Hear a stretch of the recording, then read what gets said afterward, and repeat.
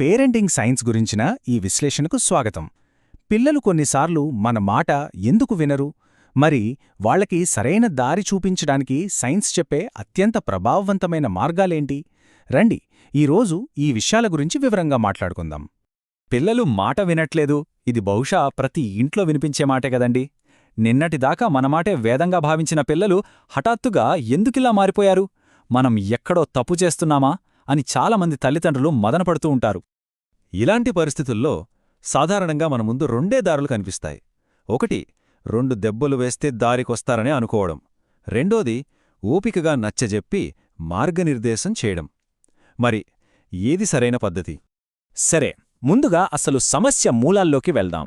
పిల్లల ప్రవర్తనలో ఈ సవాలు ఎందుకెదురవుతుంది? వాళ్ల చర్యల వెనక ఉన్న ఆ ఎందుకు అనే కారణాన్ని అర్థం చేసుకునే ప్రయత్నం చేద్దాం.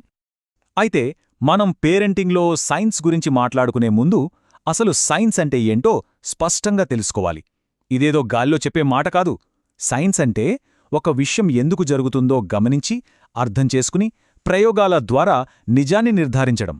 సింపుల్గా చెప్పాలంటే, ఒక మొక్క పెరగాలంటే నీళ్లు పోయాలని మనకెలా తెలుసో